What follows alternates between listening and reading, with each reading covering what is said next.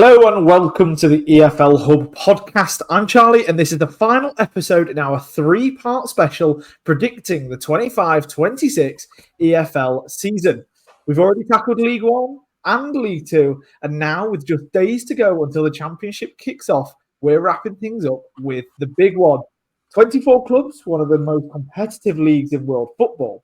Myself, Chris, and Kyle have gone through every single side, ranked them from bottom to top, and now it's time to reveal our full 1-24 combined predictions.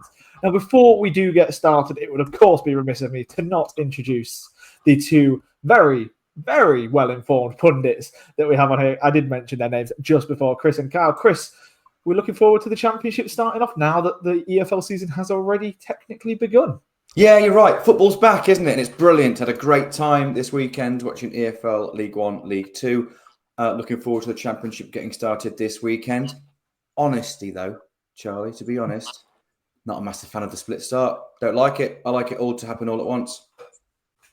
I very much agree. The only positive that it does bring to League One and League Two fans is they get a little bit more attention, whereas normally they are the forgotten sides. But no, I do absolutely agree. Football should all begin at the same time, Saturday, 3 p.m, everybody together. But yeah, gone are those days. Kyle, good to have you back. You're looking forward to talking through these predictions? Yeah, very much so. I can only echo what's just been said there regarding League One and League Two. It's so good to have it back. But at the same time, yeah, I 100% agree. I much prefer it all on the same weekend. But you are right. It is nice to have a little more attention on the lower two divisions there for a weekend at least. But we will keep covering it throughout the whole season, won't we? That we absolutely will. We certainly will never be turning our attentions away from League One and League Two. Well, apart from for the next hour, as we do now focus on the Championship. And focus we will on the team that we have predicted in 24th place. Now, I am sure that we're not the only people that will be predicting these dead bottom, unfortunately. Chris, talk us through, first of all, this side that we've picked, and second of all, well, what's going on both on and off the pitch? Yeah, well, I think it'll come to no surprise of anyone listening that we have nominated Sheffield Wednesday at the foot of the table. To be honest, there are far bigger issues at the football club than where they finish this season in the Championship. I think it'll be an achievement to finish the season as it stands, full stop. Really quite desperate times at Sheffield Wednesday.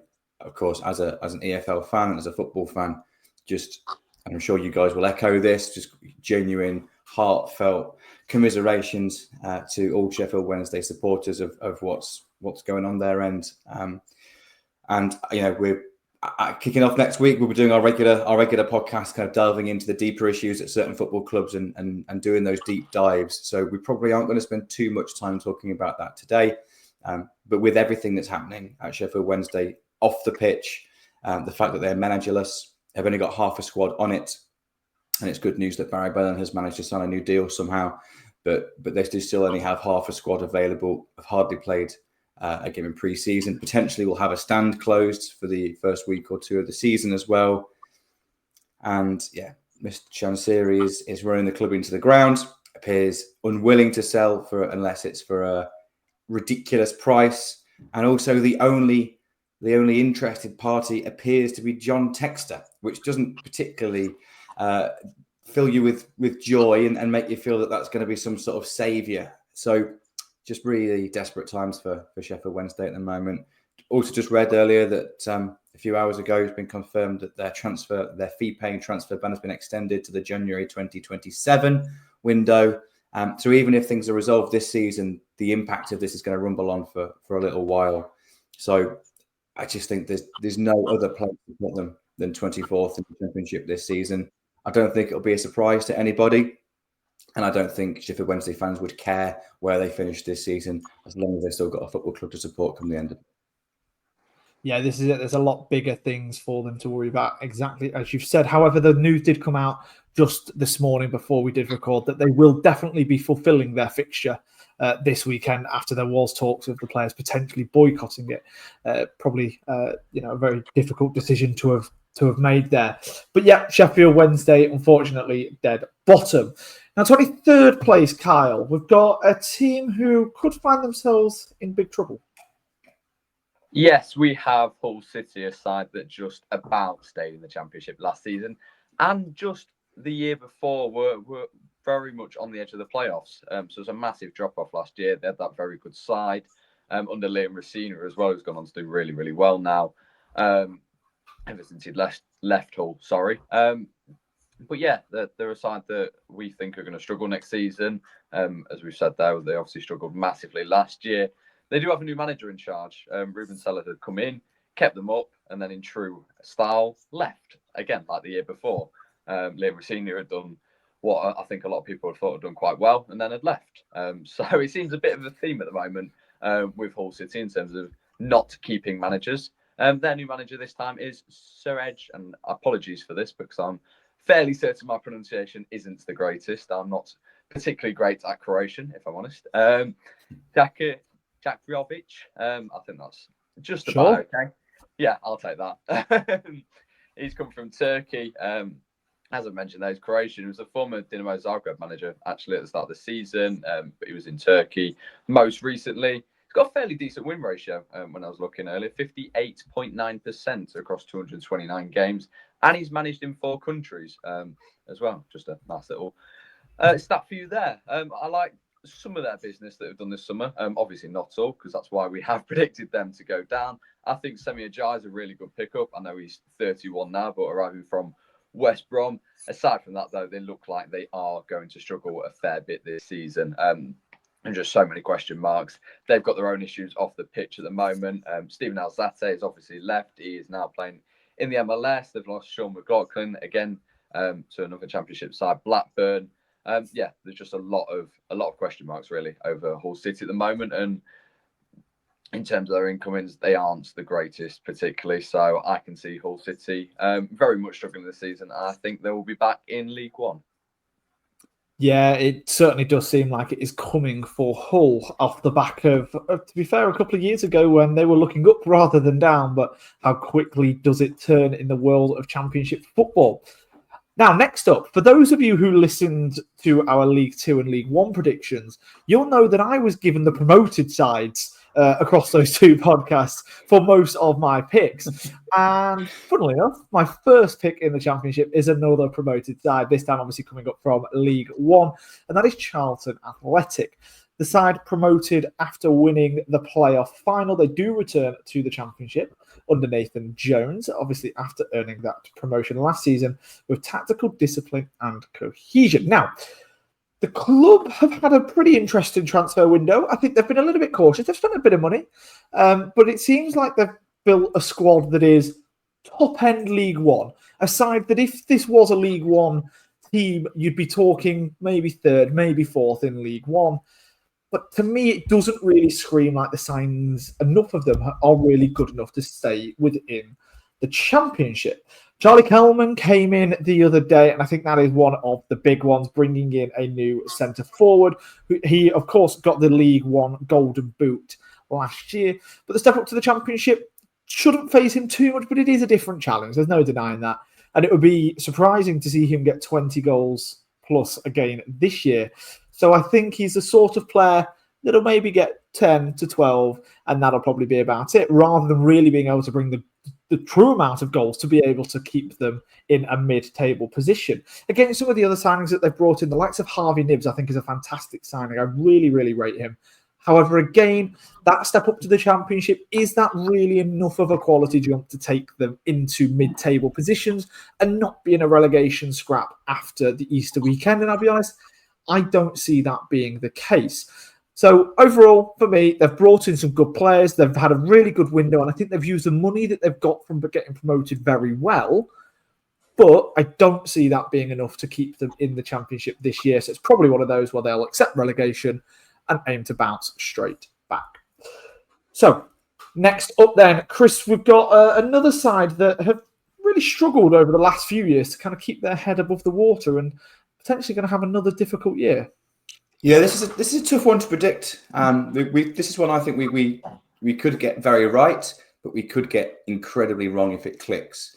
Now, you've just spoken about Charlton there. So we're in 21st position. We have a London rival of theirs. We've got Queen's Park Rangers. Now, I do think that the gap between League One and the Championship is getting bigger.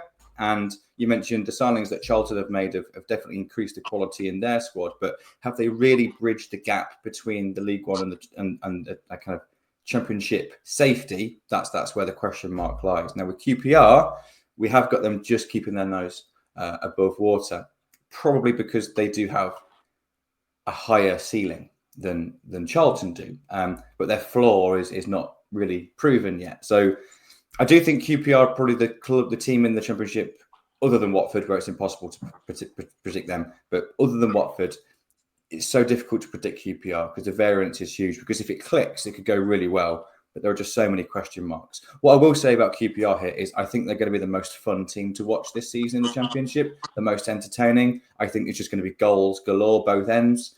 So they've got Karamoko Dembele. He's back in the country now. Elijah Chair is still there. They've signed Kwame Poku from Peterborough, who was quite clearly far too good for League One. Paul Smith. So that's kind of 4 players. Imagine 3 of those 4 are probably going to be playing at any given time. Just spent over £1 million on Ruman Burrell, who just 2 seasons ago was playing for Cove Rangers in the Scottish third tier. I love that sort of story.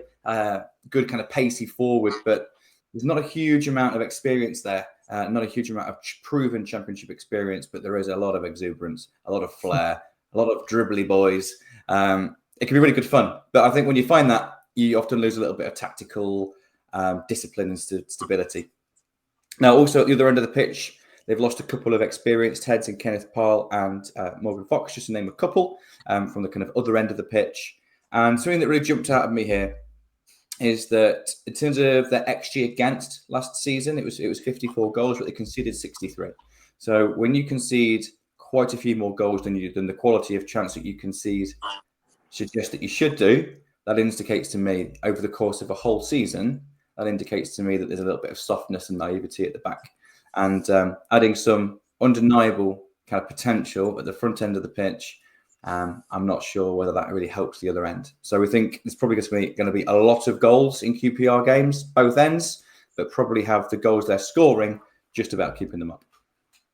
So a tough but exciting potential year ahead for QPR and all of their dribbly boys. Next up, we are going to go for a side looking to keep their place in the Championship for a second consecutive season. Yeah, with Oxford United, and I think that would be a very, very good season for them staying in the Championship again. Like Charlton, they seem to get promoted a little bit too early the first time. I don't think they were perhaps expecting to go up. They obviously sneaked into the playoffs and they had that great promotion. But they did really well last year. They did stay up. Even though Des Buckingham ended up leaving, Gary Rowett came in December and he kept them up. And I want to say fairly comfortably. And they were only 4 points above the relegation zone at the end of it. But it didn't really feel there were many points in the season that they were that much in trouble. And I think that was mainly because of how many sides were at the bottom of the Championship. They seem to be always just a little bit above water. And if you look at their transfer business this summer, they haven't exactly changed a lot. Whether Gary Wright will get much more of a chance to implement his stamp. He obviously had the winter window, but he was only there for a very, very small amount of time. So there probably wasn't masses of input there. They signed Brodie Spencer from Huddersfield. Will Lancashire is a signing I really, really like from Tottenham. He's on loan along with Nick Prelec. He's arrived from Cagliari in Italy. You've got Luke Harris as well from Fulham. In terms of major, I want to say major outgoings, Ruben Rodriguez has finally gone. A player that, when he was in League One, was a player I think we all loved watching. Even though it was probably against Lincoln, he was a player that was very, very good for that level. But yeah, I can see them having a relatively comfortable season. I know we've only predicted them just above relegation. I think I predicted them 18th individually. I just quite like them. I really like how they're going about the business. Obviously, the new stadium hopefully coming along in a few years, so they can no longer be called that three-stand club, as they are always referred to. And there's not really much more to say, to be honest, about Oxford. I think they will be safe in the Championship for another year, and I think that represents a very, very good season, particularly, in my opinion, with the quality of the Championship going up a notch. And I think that is to do with the promoted sides. Yeah, I very much agree with that. So it'll be a good season again for Oxford, even if they are down there in terms of the actual league position. If they can keep themselves outside the relegation zone, I'm sure they will all be happy. Now, another side who really struggled last season, especially a little bit later on in the campaign, was Paul Heckingbottom's Preston North End. They finished 20th last time out, which is actually their worst placing in a good few years. Now, when you have a pretty poor season like that, you will obviously be looking to try and bounce back. And one of the ways that that's often done is in the transfer market, or obviously a managerial change. They didn't go for the managerial change from Paul Heckingbottom, but instead they've started to look at some of the transfer business. But I'll be honest, it's a little bit modest. It doesn't really jump out to me so far as they've signed any real marquee players. Some of the signings that they have made, they brought in a fire from Brighton. Now that's a good option, for the future as well, only being 22, the right back there. But again, it doesn't really jump out as a big marquee signing. Michael Smith has come in on a free transfer as well at 33 years old. Again, it's not really the sort of signing that really excites you. Thierry Small's come in from Charlton. Again, the sort of signings they're making just seem like they'll be treading water once again in the Championship, just trying to stay up above that drop zone.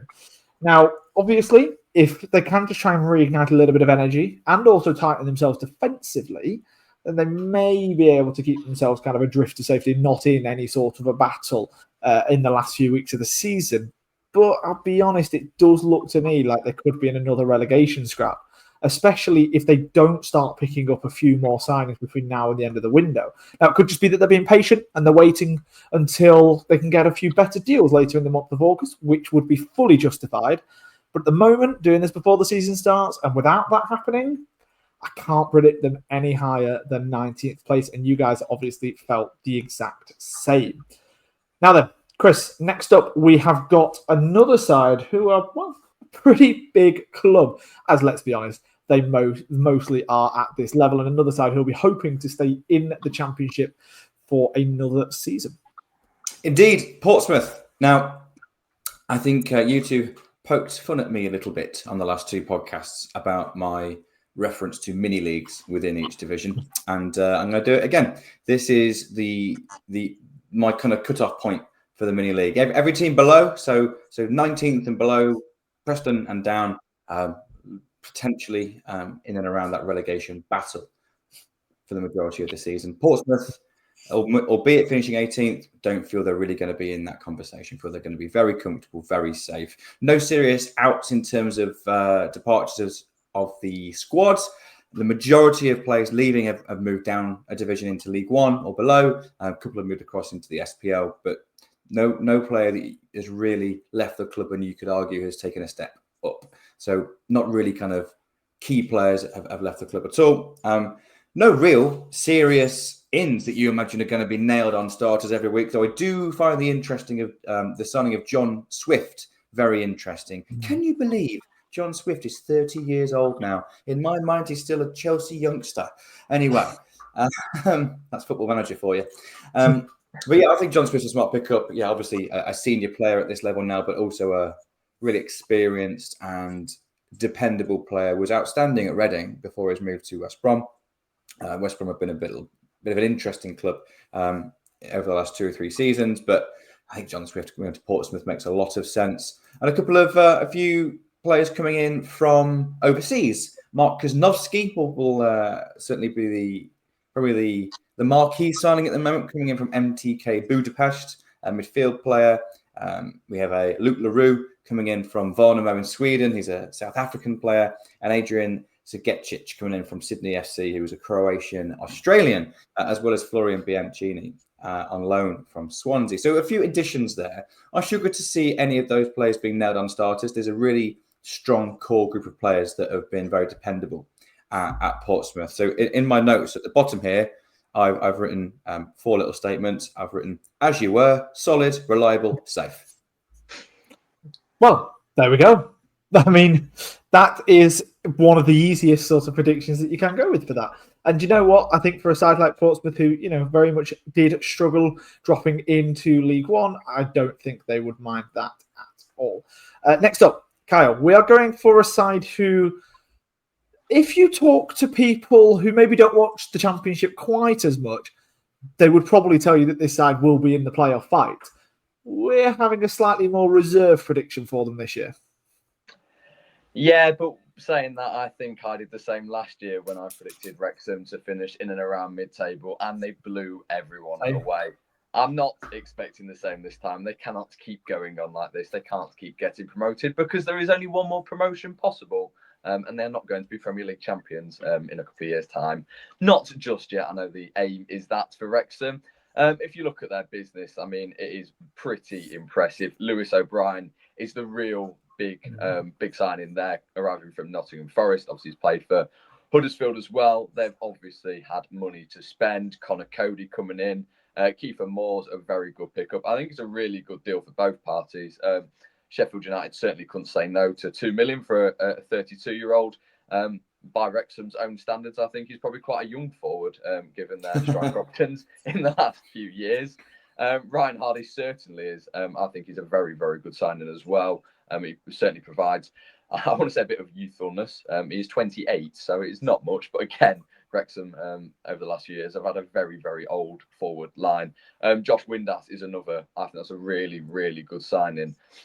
Obviously taking him from Sheffield Wednesday, all the stuff we've spoken about surrounding them, to end up at Wrexham, I think is very, very good. He's obviously bought into the project there. You've got that arriving from Leicester, as I say, alongside Connor Cody. They've not lost anyone of real note either, and obviously I think most people expect that. This Wrexham story, 3 successive promotions. Last year, obviously, the first time that has ever been achieved in English professional football. They're on the rise. This might be, I think we all expect it to be, the first season where they probably lose more games than they win. It'd be very interesting to see. I said this last year when I thought it would be a mid-table. But it'd be interesting to see sort of what happens surrounding them. Obviously, this is the first year that I've just said that we might see a bit of a stagnation around them. But I think it'll represent a very, very good season. I think most Wrexham fans feel that if they can stay in the division, and I think they will fairly comfortably.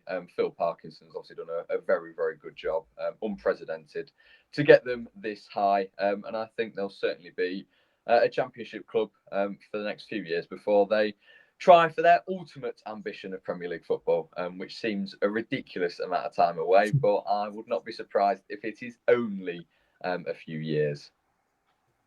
Yeah, absolutely agree. They are only in an upward trajectory, aren't they? And like you say, it will happen sooner rather than later, although at the moment we are predicting that to be later.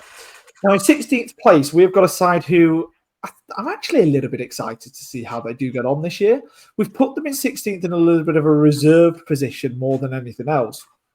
And they definitely could push themselves up a little bit higher. Now, maybe what Chris was talking about with mini leagues isn't actually a stupid idea, because they could very much find themselves towards the top of their mini league in mid-table, and that is Derby County. In terms of some of the players that they have brought in, Patrick Agyemang is probably one of the more exciting signings that we're seeing in the Championship this year, that I think a lot of people will be very interested to watch and see how that does go. They've also obviously brought in Andreas Weimann. He knows where the back of the net is in this division. There's absolutely no denying that. Ryan Brewster as well. He's coming in on a Bosman, a free transfer deal. It still seems a little bit weird that we're talking about a 25-year-old Ryan Brewster moving on a free to another Championship club after he was once signed for over £20 million. But so is football in the EFL. They've also brought in Carlton Morris as well. It's centre forward. He could definitely still do a job. And again, to be fair, just naming those 3 players there, Brewster, Weimann and Carlton Morris, if we were talking 2-3 years ago, we'd expect to be talking about an automatic promotion chase inside. Now, we're not putting Derby there, but it is definitely some good business. Dion Sanderson they've brought in as well on loan, actually, from Birmingham. Quite an interesting one there, because John Eustace, who is the Derby County manager, has signed him for all 3 of his recent clubs, which is a pretty fun one to monitor. Now, mentioned John Eustace there, and I think he is actually Derby County's biggest asset going into this season. He's a very, very strong manager, a manager who could quite easily steer them away from any sort of relegation battle and very much help Derby County start to look upwards, which they've very much struggled to do recently over the past few years with all of their issues. And this feels like this season could be a real good turning point, potentially setting themselves up rather well for a bigger challenge next year. So yeah, Derby, overall, really pleased with the business, really like John Eustace and think that he can be a big factor in their pretty safe championship season. And hopefully they can just continue to build on that over the next couple of years to find themselves in a pretty similar position to where Wrexham are in terms of looking upwards.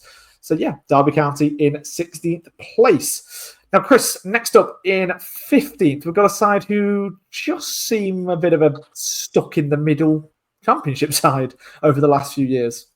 Well, I don't know if I agree with that. I think Blackburn Rovers are one of the most interesting discussions here. Now, I remember you and I did a podcast on this very one around Christmas time last year, and we predicted the biggest movers up and down in each division. And we, as is the nature by predictions, got some terribly wrong. But one that we got very right, and we were feeling very smug around about 4 or 5 weeks before the end of last season, was Blackburn Rovers, who really fell away from a playoff position down to mid-table. And the reason that we predicted that drop-off was that they were just massively, massively overperforming their underlying data and their underlying numbers. And it just felt almost obvious that at some point throughout the season, that's going to realign itself a little bit, and they would find themselves on the wrong side of those tight games that they were getting on the right side of earlier in the season. And so it happened until the last 5 games of the season, where they won 4 out of those last 5 and had a real push for the playoffs with an outside chance. A draw on the last day, meaning they missed out. I do feel that the 4 wins in the 19 games prior to that brilliant run right at the very end of the season is a more accurate representation of their ability last season, and it was more in line with their underlying performance data.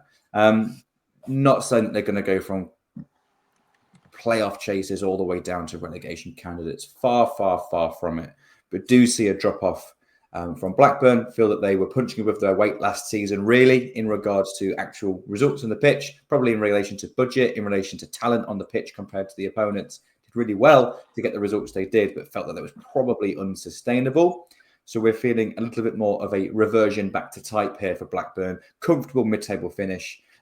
Losing Tyree Stolan's quite big. A couple of interesting additions, but nothing that really that jumps out to me as a significant change from the norm of last season. So we've got them dropping from 7th down to 15th, but not because they've got significantly worse, actually just because they probably overperformed last season.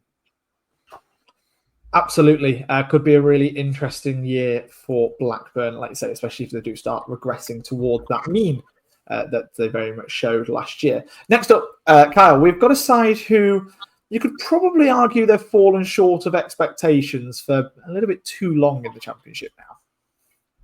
Yeah, when you were describing Blackburn there a minute ago, I think this very much fits Stoke City. They have been in the Championship now. This is their 8th year, and they've finished between 14th and 18th in every single one of them years. They are a very, very mid-table club in the Championship. This is a club that were obviously once a Premier League regular. They were in the Premier League for a decade before they were relegated. And ever since then, I think particularly for the first couple of years, as teams who go down are always tipped to go back up. But clearly during that time, they have failed to impress. I really like Mark Robins. I've made no secret of that in the past. Again, another prediction that I think when he was obviously sacked by Coventry, I thought Coventry would fall away. That clearly wasn't the case. But I still think that he is a very, very good manager, and I think it eventually could come good at Stoke City. I just don't see it currently. I think there's so much, I guess, mediocrity at the moment around them. They're just a stable Championship club currently. They only just survived last season. It seemed fairly fairly set, really. They had a draw with Derby on the final day. They were never in any real threat of relegation. There were so many things that needed to go against them to send them down. But it was still a possibility. I see them improving, obviously. We predict them in 14th position this season. When you look at their business, so they have lost quite a few, or they have lost a couple at least, fairly big players. If you look at Wutberger, moved on to Hoffenheim for a fairly sizable fee. Niall Ennis has gone to Blackpool. You've got Jordan Thompson at Preston. Lyndon Gooch has gone to Huddersfield. Looking at their incomes as well, I really like the signing of Aaron Cresswell. I know he's 35 years of age. He's certainly at the end of his career. But Merely a spring chicken at 35 years old, I'll have you know. Yeah, see, there you go. Exactly that. Yeah, I think he's a very, very good signing, as is the signing of Plymouth centre-half Talarov. I think he's a very good pickup, particularly at this level. More so for a team that I think are wanting to be in mid-table. Sorba Thomas as well, we know all about his quality. Arriving from Huddersfield. They picked up a couple of Premier League 2 strikers. You've got Divin Mumba and Jamie Donnelly as well, both arriving from Manchester City and Tottenham. I just think they'll be fairly set in mid-table this season. I can't see much in the way of a promotion chase or a relegation battle, and that is what the 14th place pretty much epitomises. Absolutely, yep. Stoke, I can very much see in that pretty boring mid-table positions, which they may not want, but it's better than looking down, isn't it? Now, 13th place, we have got a side who... I'll give you the name of the side in a minute, but before I do that, I'm going to read out a list of names. Nigel Pearson, Vladimir Ivic, Cisco Munoz, Claudio Ranieri, Roy Hodgson, Rob Edwards, Slaven Bilic, Chris Wilder, Valerian Ishmael, Tom Cleverley, and now Paolo Pezzolano. If I'm reading that out, you're thinking that could be half of the managers in this season's championship, maybe? Could it be that? Could it be, the last 10 managers to get promoted out to the championship? No, it's the 11 managers who have been at Watford since 2020 in a permanent managerial position. It is absolutely crazy what Watford do in terms of their hiring and firing practices. And that kind of immediately sums up why it's a little bit difficult to put that much weight behind a positive prediction to Watford in the Championship at the moment. Because, quite frankly, Paolo Pezzolano has come in, he could have a decent month, could have then a bad month, and he's sacked immediately. And that is very much why we can't really put Watford within that top half of the table. So that's kind of the managerial position in terms of that. Now, they have brought in some signings as well this year, though. A couple which I think are a little bit exciting. I think most importantly of those is Nestori Irankunda, who has come in from Bayern Munich's academy. The 19-year-old is one of the more exciting additions in the Championship this year from any team, and I think the winger could definitely find himself a bit of a strong prospect for them, whether that comes this year or a little bit later on. But again, it's not exactly this huge breakout star quite yet, not until we've seen his ability in England. You've also got Hector Cipriano, who I think is a fantastic signing, obviously coming in from Peterborough, another player who I think is definitely better than League One quality and could find himself comfortably in a mid-table Championship side. But again, it doesn't necessarily scream at this point, we're getting promoted with these signings. So with that, with the question marks over the managerial position at Watford, 13th seems like a pretty steady place to be able to put them in. Now, that is our bottom half of the table. For those of you that have listened to League Two and League One podcast previews so far, you will know what is coming next, and that is a short ad break. And as soon as we're back, we will complete our top half of the table with predictions. And welcome back from that short ad break. And we will now jump straight into our predictions for the top half of the Championship, starting, of course, in 12th place. Chris, club who are potentially looking for a new identity, hoping to get themselves into those playoff positions. Yeah, treading water. Now, you mentioned this is now a top half, but we do see this club very much as the bottom of the top half, towards that part of the table. Yeah, because they're 12th. Well, yeah, but in the mini league again. Sorry, Mr. Mini League. Yeah, from the previous club we just spoke about, Watford, which is a team probably with the biggest variance. They could finish top, they could finish bottom. There's probably a huge variance of where they could finish depending on so many factors. To the club that's probably, we can't really put them anywhere else other than here, which is Swansea City, finishing 12th for us after an 11th place finish last season. Did really miss Matt Grimes in the second half of last season. He really kind of made them tick. I do feel that they've kind of found a replacement now in Ethan Galbraith, signed from Leyton Orient. I think he can play a similar role. Harry Darling has been sold to Norwich, but I'd really like the signing of Cameron Burgess coming in. I feel you've got a real kind of defence-first centre-back coming in to replace a centre-back who was maybe not necessarily a defence-first mindset. So I can see a little bit more solidity here from Swansea, albeit just one signing in that regard. I feel they're going to be absolutely fine. Alan Sheehan, after a long managerial search, it turns out the caretaker manager gets the job.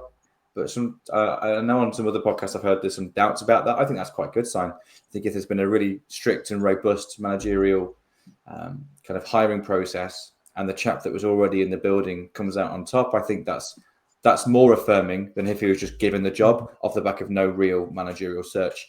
So I quite like it. I think Swansea will be fine. I think you mentioned the word identity, and I think that's a really big one for Swansea that they're kind of searching for now.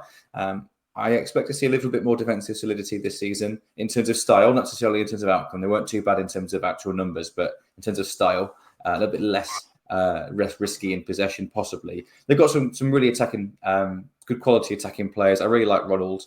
I think Vipotnik has got some real potential as well. So I think they've got some good players. Zaidan Inusa remains an unknown quantity coming in from Häcken in Sweden. I think that's in Sweden, isn't it? I'm going to say Sweden. I feel like I'm going to trust my knowledge. I think Häcken is in Sweden.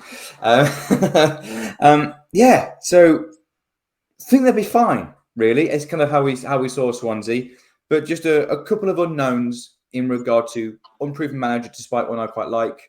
A squad which is improving and evolving, but probably not quite at the level of those teams significantly above them, will be in absolutely no trouble towards the bottom end of the table, but probably have a few more question marks over them, meaning we can't really put them any higher than 12th. So yeah, Swansea City in a comfortable 12th position. Yeah, exactly. A comfortable 12th position where hopefully they can use that to try and build on over the next few years. Now, Kyle, next up, we have got a team. In fact, I'm going to just read a few numbers out here. 18th, 17th, 11th, 8th, 12th, 19th, 17th, 14th, 11th. All very boring numbers. Before then, a 6th place finish last season. But this year, we are only predicting an 11th place finish for Bristol City. Talk us through why. Yeah, well, I think they massively overachieved last year. There was so much good about Bristol City and so much that was linked to Liam Manning, who has obviously left the club now. I really like the appointment of Gerald Struber. He's a name that I've not heard masses about, to be honest, since he was Barnsley manager. And that is all I can really remember about him. He obviously took over in November 2019. He guided them to championship safety in perhaps one of the best ways I've ever seen. Only the fact that it was behind closed doors when they stayed up on the final day against Brentford. I remember sat there watching it and being in absolute awe of that final day in the championship that year. And ever since then, I've not heard his name until he was appointed by Bristol City. As I've mentioned, they finished 6th place in the championship playoffs last season. So much build-up surrounding that semi-final, and then they go and lose 3-0 at Ashton Gate against Sheffield United and are well beaten at Bramwell Lane by the same scoreline.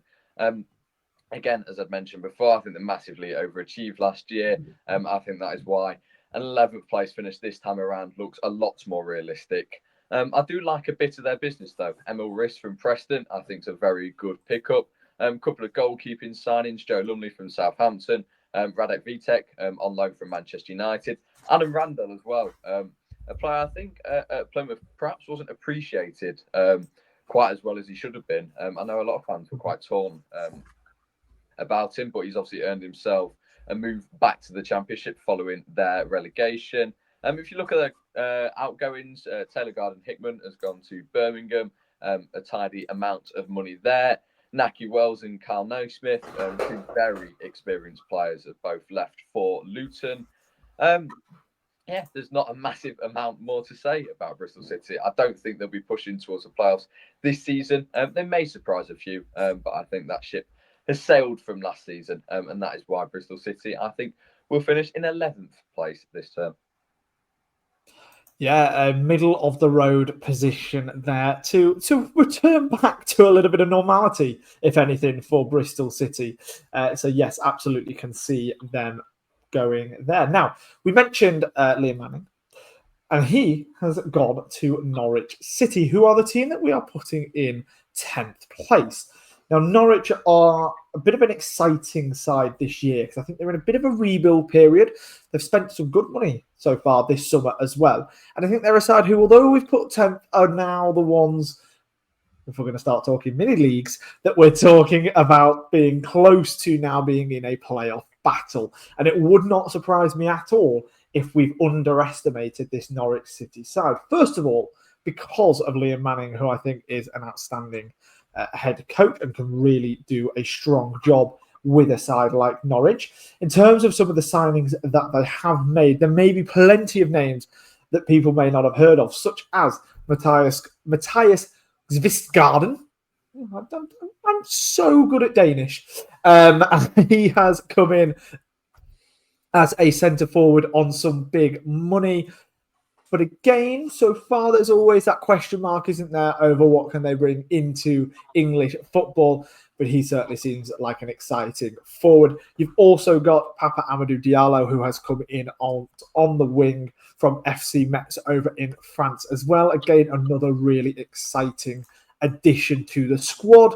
One of the best signings that I think they have made this summer, and it's not the one that I'm sure that you two will probably guess that I will be going with this, but I'm actually going to say Harry Darling at centre half. Again, another player who I think is outstanding at championship level and can really be part of a playoff chasing side, and has just hopefully going to help plug a bit of a gap at the back as well, and really help bring a little bit of defensive solidity going into this year, so that those exciting attacking prospects can really start to be able to be given the freedom to be able to move the ball forward as much as possible. And again, Harry Darling, someone else who is very good with the ball at his feet as well. They have also brought in Jovan McCarmer. I would, of course, it would be remiss of me to not bring him up. Good signing from Lincoln. At 21 years of age, the sky really is the limit for him. I think there was a lot of talk that this year at Lincoln would be his big breakout year. Now they've made the signing a year early, which is smart business when you think about it. But whether or not he gets the opportunity to really flourish in the Championship, who knows? But he'll definitely be an exciting prospect at the bare minimum coming off the bench. So yeah, Norwich, we're putting them in 10th place, but don't be surprised at all to see them making the move into those playoff positions. So next up, we have got Millwall in 9th place. Chris, I really like their business this year. They seem to be making some shrewd signings. So talk to me why you've put them in 9th. Yeah, I think Millwall are in a very, very strong position, building off a really strong last season, really. And you mentioned Norwich finishing in 10th, but really being probably part of the playoff picture. And I can see Millwall being exactly the same. Very much part of the playoff picture. Some players that were already at the club, I felt were really superb for their level. Tanganga at centre back. Denore, for anyone that plays Fantasy EFL, will know he is the interception king of the Championship. Many points to be scored by selecting him, but really good player in the central midfield. And of course, Ivanovic up top, who was a real kind of live wire at the top end of the pitch and can only get better, I think, in terms of his consistency. Bringing in Josh Coburn this season, a signing I particularly like is Alfie Doughty. I've always been a fan of Alfie Doughty. Incredibly surprised to see him not move higher, actually to not get a move out of Luton this time last season. I thought he might be good for a move back to the Prem. I do rate him that highly. Obviously, part of a relegated Luton Town team, and Millwall have kind of sprung in to pick him up, but I think he can add a lot into this Millwall side. I imagine if it's a midfield four from midfield, but if it's back three of wing backs, he is a very, very adept wing back. So offers a little bit of tactical flexibility for Millwall here as well. Just feel they've got all the ingredients to be a really difficult to play against, great at grinding out, robust, reliable, hard-working side. And I think that gets you into the playoff conversation. There's a lot of rebuilds going on, a few question marks were mentioned over teams below. There were just fewer question marks over Millwall this season than there are pretty much every club that we've put below. So we think a very, very strong 9th place finish for Millwall, but certainly will be within the playoff conversation. Yeah, absolutely. Like you say, they'll be the sort of side that you could expect to pick up the pieces if some of those riskier transfer windows don't necessarily go as well as we've maybe predicted. Now, another side who I would say there's definitely still a few question marks over for this year, but we have put them in 8th place. Kyle, Middlesbrough, talk me through it. Yeah, and this is one I think, on a personal level at least, I disagree with a little bit, but I will tell you why I think they will finish in 8th place anyway. There has been, as you say, that I think there are a lot of question marks over Middlesbrough at the moment. They took quite a long time to eventually get rid of Michael Carrick after they missed out on the playoffs. Rob Edwards, they brought in a manager that I think is a pretty good appointment. I quite like him. He's obviously Watford manager, as we could say about plenty of managers. He only lasted 11 games there. He obviously then went to rivals Luton, guided them to promotion. Obviously, that very valiant effort when they just went down. And he left midway through last season. If you look at their window to date, though, it has been fairly disastrous. Chu Brakpom, the whole saga surrounding bringing him back. There is plenty to be said there about their inability to convince him to rejoin the club. I really like the signing of Alfie Jones from Hull. You've got Callum Britton coming in as well from Blackburn. That was another very, very good signing. And they have signed Kante, not the Kante, but a Kante from the 2nd division in France. And the last one, the last Kante to come from that level, he ended up going on to do fairly well. So if anything, that is what I'm basing that on there.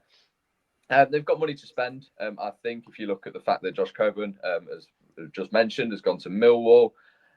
Aside from that, though, their squad is fairly similar at the moment. There has not been a massive amount of change. And that's why I can kind of see them. I get the prediction, finishing 8th, obviously being just outside the playoffs as they were last season. They just seemed to go through spells last year of looking like they were going to massively fall away, and then they suddenly bring it back. Ultimately, they didn't end up finishing inside the top 6. I don't think they will this year. If anything, I'm thinking their business is not done yet. I think there are certainly transfers to be done at Borough. And if that is the case, I think they will finish higher than my actual prediction of 11th. I think they will be fairly comfortable, though, inside the top half. And yeah, as I say, if they can clinch a few more transfers, then they might finish in 8th place, as we have all predicted them to finish. All predicted them to finish, being a little bit of an undertone, passive-aggressive final comment there from Kyle with 8th place finish. Now, 7th place. We have gone for a side who, again, have spent a few years now in the Championship and will be looking to get back into the promised land of the Premier League. But we've got them just missing out on the playoffs, and that is West Bromwich Albion, now under Ryan Mason. They've had a bit of a constructive transfer window so far with a couple of the players that they have brought in, but that's really about it. It's not necessarily been this massive rebuild. But then again, did they really need a massive rebuild? Well, we'll let you guys answer that one. They've brought in Nat Phillips from Liverpool, who, again, I think he's another one of those players that could do a very strong job in the Championship. And yeah, I believe that's just a solid enough pickup. They have also brought in centre forward Hegebo from Brann over in Norway. And again, that is another really good pickup. But there's a lot, actually, isn't there, of strikers that are coming from Scandinavia, from other parts of Europe that are coming into the Championship this year. And it's going to be very much about which one does hit the ground running at the start. And of course, West Brom hope that it's their man that can. They've also brought in George Campbell from Montreal as well. He is coming in as a centre half and at 24 years of age. Again, another potentially exciting prospect. So for West Brom, although it's not necessarily the busiest window, they didn't also need necessarily the busiest of windows. And I could see them very much fighting for those playoffs once again, but ultimately just missing out and sitting in 7th place. But, Chris, we are now getting into the top 6, and we are kicking it off with a side who've become a real force to be reckoned with in the Championship over recent years. They certainly have. Coventry City to finish in the playoffs again. Now, we mentioned our little prediction in January-ish, that sort of time last year, Charlie, on this podcast, and how smug you and I felt about predicting Blackburn's fall. One thing that we absolutely got wrong was Coventry City's rise under Frank Lampard. Superb turnaround of form with Frank Lampard coming in. Really proved a lot of people wrong, I think.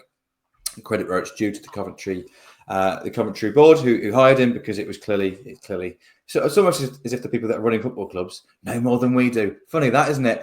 Well, it depends which football club. Oh yeah, true. Yeah, good point. So the people that are running Coventry City clearly know a lot more about Frank Lampard's ability than we do from the outside looking in. Really good. Just really, really well-oiled machine. Really good players as well. High quality footballers at this level. Have assembled a squad which is incredibly competitive at this level. No significant outgoings as of yet.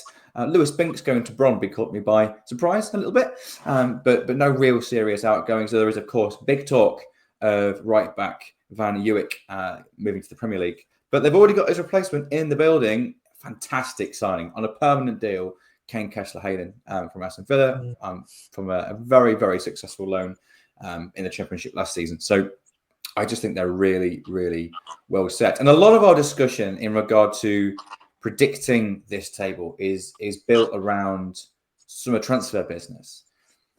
But something that we often gets forgotten about at times, I think, is just the benefit of consistency. And Coventry are very consistent, very stable, very structured, which is something that has not been able to be said about Coventry City as a club as a whole until pretty recently, really. I just think, that consistency, that solidity is going to take them, kind of allow them to pick up plenty of points in that mid part of the season. Expect a really fast start by Coventry. Wouldn't surprise me to see them occupying the top 2 positions in the early part of the season because of the kind of chemistry in the squad already. A lot of clubs kind of rebuilding, but do feel a playoff finish is the bare minimum for Coventry this season. Absolutely. Now, you mentioned their consistency, another side who will be hoping for a little bit of consistency in terms of their finishing position. Sheffield United. We have got them in 5th this year, though, after their 3rd place finish last time out. Kyle, talk us through why we haven't got them in the automatic promotion spots, which I think is probably where many other people could have them. Yeah, again, this was a team that I actually put in 2nd place, but I actually disagree with myself now. I think this is a further reflection of where they will finish. I think a lot of that is down to the sort of recent departures. I know Admir Hosnic has just moved on to Feyenoord. Vinny Souza as well has gone to Wolfsburg. 2 massive players in so much good about Sheffield United last season. We've mentioned Kiefer Moore as well moving on, and the deal I said was good for both parties. A good amount of money there for a 32-year-old. Again, we've said about Ryan Brewster moving on. Probably one of his good moments, particularly for the price they paid for him, was his goal in the Steel City derby. I think that's probably much he will be remembered for at Sheffield United. They obviously had a very, very good season last term. It was just that fall away in April that took everyone by surprise. They looked so strong for so much of the season, pushed Leeds and Burnley, but ultimately they fell away. They obviously went into playoffs, regrouped, had that fantastic aggregate success over Bristol City. And then you get to the final. Such a great playoff final that was. Ultimately, they ended up losing to Sunderland, as always happens for Sheffield United in the playoffs. And we are predicting them to be there again. So hopefully for them, I think this is the 11th time, if I remember off the top of my head. So hopefully it is 11th time lucky in the playoffs. I don't think it will be, though, to be honest. As I said, I think there are quite a few question marks over them at the moment. So their incomings as well. There's not been a massive amount so far. Louis Barry is a name, obviously, everyone knows. They'll be hoping that he can shine in the Championship after his injury hit spell at Hull. Tyler Bindon is a player I really, really like. Has done really well at Reading. Obviously now signed by Nottingham Forest. He has gone out on loan to Sheffield United. A couple of other players as well arriving from Bulgaria, of all places. Yeah, it'll be interesting to see how they fit in. I'm not going to sit here and pretend that I'm an expert on Bulgarian football, but yeah, they are very interesting pickups. I think there'll be a lot to say about Sheffield United. And I haven't even mentioned the managerial situation there yet. Ruben Selles is a very, very interesting one. Obviously, Boiled Blade, Chris Wilder was manager last season. As I said, narrowly missed out on promotion. They spent a lot of time deliberating whether he was going to stay in charge or not. Ultimately, they have gone elsewhere. It feels weird for a manager that was sacked by the team that finished just above the relegation zone, Hull City, to end up at the team that lost the Championship playoff final. But that is Championship football for you.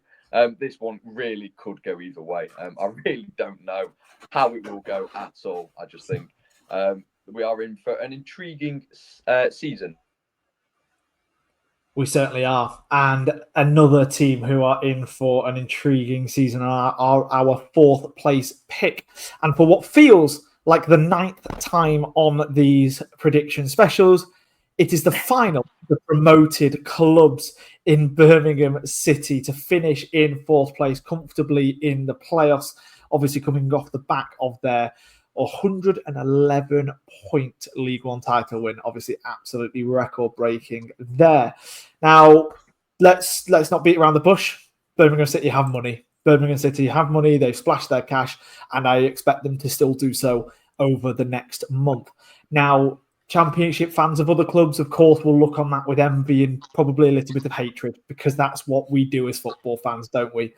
But to be fair to Birmingham City, they are doing it well. They are making the right signings so far. And this window seems no different to that. When you look at some of the players that they have brought in, obviously their key signing so far this summer in terms of the most expensive is that Kyogo Furuhashi, who has come in from Stade Rennais. The centre forward you could very much see being a key part of their side this year and being up there on the top goal scorers list. They've also brought in Taylor Gardner-Hickman, who again I just think is a really shrewd signing for this level. Damari Gray coming in. I mean, that is a fantastic signing. He's only 29. We're not like we're talking here about a 32-year-old, although again, to me, he'll always be that young 20 to 22-year-old player coming through, and he always kind of has that in the mind. Phil Newman as well coming in at centre-back from Hanover over in Germany. Just a really strong pickup. And then you look at some of the loan signings that they have made. Most importantly, Tommy Doyle, another player who knows how to get out of this league, and I very much expect him to help Birmingham into their playoff push and potentially even further. Now, of course, a lot of people are talking about Birmingham City in the same vein as people spoke about Ipswich Town and sort of comparing them. I don't necessarily see them going and winning the league or getting automatic promotion, but it would not surprise me at all if they do get back-to-back promotions and get themselves into the Premier League. They will now surpass Wrexham because they were the two that were battling last season. They will be the ones that are in the Premier League within the next 3 years. And like I say, would not surprise me at all if it is this year. But for the moment, slightly more reserved. We'll go in fourth place, but don't be too surprised to see them really be strong, serious promotion candidates. So we are now into our top three. And they are, in third place, Leicester City. Chris, why aren't they going straight back up? Oh, many reasons. I think I so wanted to put these lower, and then you just can't help but remember the chasm that is between the end of the Championship and the bottom of the Premier League. It is such a gap. It really is. And Leicester were poor last season and are probably in the worst state of the three clubs coming down this season. And then you just look at the squad. You look at a proven Championship quality manager in Cifuentes. I think he was probably the main reason of QPR's comfortable finish last season. Of course, that's the reason. One of the reasons that we put QPR to finish so low this season is the fact he's no longer in the dugout. So I think there's a strong manager at this level, outstanding squad for the level. Is there the cohesion there that there has been that we've maybe think there will be other clubs? Maybe not. There are certainly more question marks over Leicester than the two other relegated teams that we have, of course, put ahead of them, the automatic promotion positions. But you can't escape from the quality on the pitch, the individual quality and the gap that Leicester has, and the individual quality they have compared to the vast majority of this division. So of the three relegated sides, we see these in the worst shape. And it's a little bit sad, a little bit upsetting that means that the worst that we can see them finishing is third. That good old Championship Premier League yo-yo coming back once again. Leicester City at the moment we have got in third place for all of the reasons that Chris has just mentioned. So that means, for those of you that have been paying attention, our top two, you'll know now, are going to be between Ipswich and Southampton. Kyle, for the last time on these prediction podcasts, who isn't winning the league? We have got Southampton in second place. And as Chris mentioned there, it does feel a little bit sad that we're speaking about the three relegated clubs being in the top three positions this season, because it just sums up as you say, the chasm at the moment between the Premier League and the Championship. There is just so much between them. Even if you look at the clubs that have gone up at the moment, everyone's speaking about Sunderland business and going, wow, they've had a really good window. And you just can't see them finishing any higher really than 17th place. It's just the state of football really at the moment, unfortunately. And this is a club last season, Southampton, who finished on 12 points, the second lowest tally in history in the Premier League. Obviously, just beating Derby County's record, just finishing above it. I knew what I meant there. They finished on 11, obviously, a fair amount of time ago now. They've obviously had a change of manager. Will Still has come in, a name that's, I think, a lot of people are familiar with. He went famous a few years ago, if you didn't see, which I'm fairly certain everyone saw. I think he's a very good manager, and obviously will be a massive part of why Southampton, or why we are predicting Southampton to go up this year. If you look at their business, though, at the moment, there hasn't been a massive amount. Damien Downs has arrived from Germany, big feat there. Josh Quashie as well from Hoffenheim, again coming from Germany. He looked more so to the outgoings. Tyler Diblin is currently training away from the club. He's linked with a move to the Premier League. Not a massive surprise there. He's a very, very good player. If there was any chance they could keep him in the Championship, then it would be massive for them. But I think that is very, very unlikely. Jan Bednarek has moved on. He's gone to Porto. Aaron Ramsdale is back in the Premier League as well. He has joined Newcastle. Kyle Walker-Peters as well, West Ham. But overall, I just think, as we've said before, that the big thing really with Southampton is how they go from changing a side that was so used to losing last season to a side that are going to, at least we predict, are going to win so many games. And they might struggle a little bit at the start. I think it takes quite a lot to get over a relegation like that in emphatic style. I guess the only positive from being relegated like that is you're relegated for so long that you have so much time over the summer to prepare, and that has perhaps set them in better stead this season, and will give them a good chance of returning straight back to the Premier League. Absolutely. And yeah, it's going to be a very interesting season and a very interesting title battle. But of course, the team that we have got winning that title battle is Ipswich Town. Now, we'll talk about transfers in a moment. We'll talk about their squad in a moment. But quite frankly, the best business that Ipswich Town have done over the past couple of years is keeping hold of Kieran McKenna. Is first of all, not letting him go when Chelsea were circling so heavily, and then not, quite frankly, sacking him when they didn't do so well in the Premier League, because other club owners certainly would have done, but Ipswich stayed firm. They knew what they were doing, and now back in the Championship, it would be no surprise to see him lead his side to the league title. In terms of their window so far this summer, it's not necessarily been the biggest. Azor Matusi was probably, realistically, he is their biggest signing so far this summer. They've also brought in Ashley Young, who, of course, is a nice steady hand in the Premier League, and I'm sure he can bring a little bit of something behind the scenes, maybe more so than what he could do on the actual pitch. But those are the kind of signings, so really not too much there. But it's in terms of outgoings, I've not really lost that many key players, apart from, of course, Liam Delap.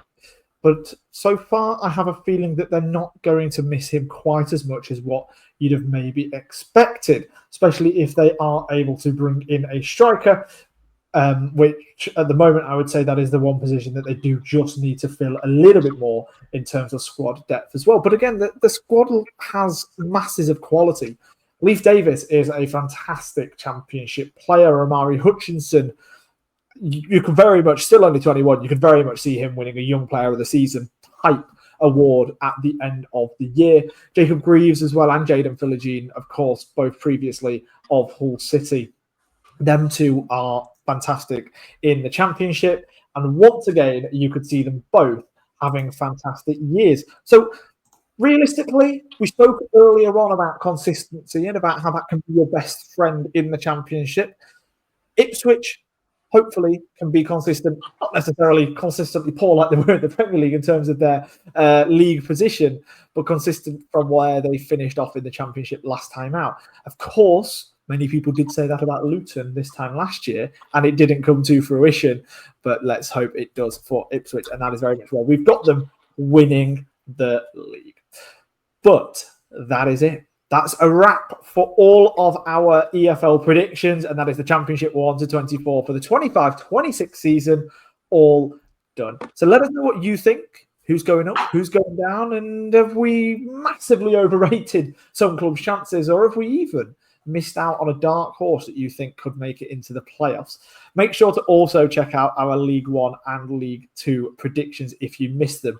And obviously, please don't forget to follow and subscribe to the EFL Hub podcast. We will be back next week when, as Chris teased earlier on, we'll be back to our normal weekly upload schedule of doing some deep dives into those teams and stories that you may not always hear about on the mainstream podcasts.